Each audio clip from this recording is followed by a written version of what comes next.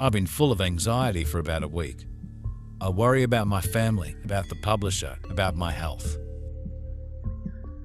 The ravages of time are also gnawing at me. Wrinkles, skin changes, teeth, mobility is decreasing. My hair is now really white in the end. It is probably the fear of an unfinished life and death that drives me. Most people on Earth are afraid and also have unresolved old pain. Therefore, most people on Earth aren't using arguments and debate as a way to find truth. Rather, they use it as a tool to convince others that they're right, so that they can feel a bit less afraid. Of course, when everyone does this, and on Earth, nearly everyone does this, then everyone loses. We have many messages to send you again and again to help you experience this energetic and spiritual transition in your current life. It is important to understand that you are experiencing what humanity has never experienced so much. Indeed, currently it is important to understand that you can no longer go back. That is to say that you can no longer return to everything that you previously experienced in your earthly life. The ways of living in excessive materialism are over. The ways of living while being dependent on the technology that disrupts your minds will end. I would like to share a bit about who we are and who I am. I am an aspect of the same soul as the channel and stationed a few vibratory octaves above what you would call 5D Earth. I am close to the channel in physical and energetic density during my physical sojourn, so it's quite easy for me to connect with her. Remember, just because we are billions of years apart in what you perceive as time and space in truth, there is only one perfect moment, the eternal now, outside of time, and it's much easier to simply breathe your way to a loved one and be with them in spirit than take a physical ship and move it between dimensions. Your counterparts are only a thought away and eagerly await your interest in their love and partnership. Your life, your path is sacred. Some of the most painful paths are the highest ones or the most profound. Don't negate or criticize your path, choices, your goals and setbacks. Everything is set up for growing and changing and reorganizing and renewing. The path of life is an illusion. This path is hard and painful in the physical, but when we go back home, we realize it was just a strange movie we experienced to be able to grow. When you negate your path, you negate your purpose and your choices. Painful choices can create the most growth. The people we need to observe are those that help inspire up and nudge at our hearts. We should be drawn to where we feel energetically pulled. It's been more intense than it has been in a long time for about a week, and yesterday evening it was all over. As if a lock had been released, everything was over. I am with you and I am with all people who trustingly turn to me. Wherever your light needs reinforcement to shine, I am there. Verily, every person is in my care and every person is consecrated to the love of God. Perhaps you have tried.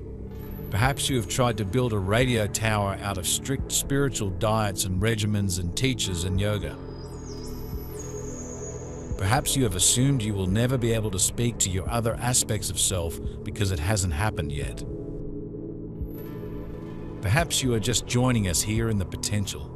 You mean I can speak to aspects of myself, even though I am just me? Phase where a moment of potential zings up your spine in shock and delight. I would like you to breathe with me for a moment. Yes, take a deep breath. Fill your lungs with the particles of light of the Creator. Feel the vitality of your physical form, your vibratory form, and your entire being across space and time. Pause in your thankfulness of that breath and exhale into creation once more as only you can. We are not saying that this technology has no place, no, but only it is very important not to be dependent on her. Children in particular are increasingly dependent on it.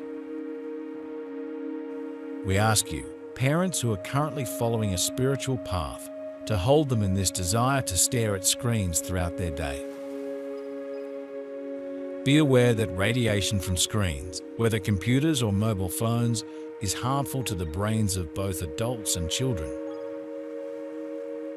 It is important to let go of all this as much as possible. You don't need to spend your life on screens to compensate for a lack of something you can't define. Do you want to have lots of friends, but are everyone you consider friends through screens really friends? Children of the earth, true friends are those whom you meet physically, whom you look into the eyes, with whom you exchange during good, cheerful and happy moments. The false friends of the telephones will not come to support you when you have difficulties, but those who are close to you physically will come to your aid if necessary. The most difficult task for a medium is to sort the incoming energies, to separate the wheat from the chaff, to process and integrate them. Preparing accurately for this work is of great importance, and you were prepared and you are prepared. Then why all this? Because you constantly immerse yourself and have to immerse yourself in a wide variety of collective fears. Only in this way can you receive messages for people who are really stuck in their fear scenarios and channel them in such a way that they provide help for those affected. Sometimes your own issues come to the surface, you get triggered, and then it feels like the past week. The work as a channel is complex, and very few people can imagine the energies that surround a person who carries out this task and the forces that they have to deal with. From my perspective, many aspects of human life are symbols of a greater truth. The simple act of breathing, a miracle in itself, the engine of all life within Gaia, it is a symbol of the breath of the Creator of the universe. Source supplies infinite energy to its family of beloved creations by sharing its architecture with us, the contraction of source energy that allows for infinite expansion away, and then back towards itself. The entire universe and multiverse are breathing. Can you see how a simple thing like that is so meaningful? How it is a hidden jewel of understanding for each breath you take as a physical being. You are recreating the Creator as yourself, in that moment as is above, so is below, as within is without. You are an aspect of Source in full glory, having a unique experience. Breathing your way through an adventure in space and time, sound and form, thought and being. Perhaps you will be a little kinder to yourself when you take deep breaths now, as you are realizing you are part of something greater, and it's an honor to share in that creation. Honoring your path is like honoring your soul.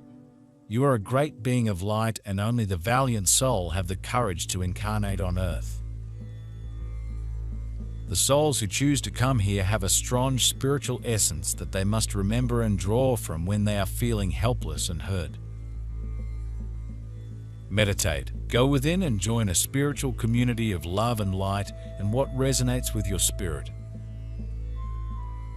Honor yourself as you would a great musician or celebrity. Respect your path and your experiences. Use down here as learning tools and lessons. The more we embrace our heartache, the more we will respect ourselves. You are a survivor and a piece of the divine. God didn't send you here alone.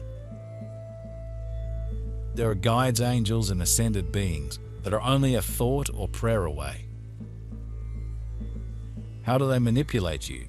Quite simply by dependence on technology to the detriment of real contact between you humans. The more you depend on these screens, the more you will be manipulated. Imagine a day when everything is blocked for one reason or another. People totally dependent on this technology will be in need. They will no longer know how to live normally. They will no longer know how to communicate with real friends, their family. A large number of humans will be lost, totally lost without this technology.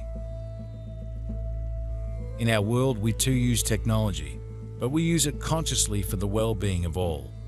We are not dependent on it. This technology that we use is used both on our planets and to help other planets such as yours. Do you see, dear children of the earth, how much you are manipulated for your well-being, you are told? Yes, technology is useful and can help humanity, but on condition that it really brings true well-being to you, the humans of the earth. But that is not the case.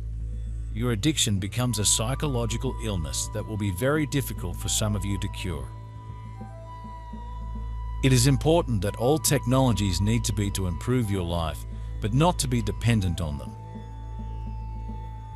However, know that in the times to come, certain technologies will decline because we will ensure that terrestrial humans are not dominated by them. You need to find yourself within yourself and not through screens. But why the crazy guy who yelled at me? It's happened to me several times in this way that someone suddenly appeared out of nowhere and wanted to finish me off. Yesterday, the obviously crazy man almost got physical.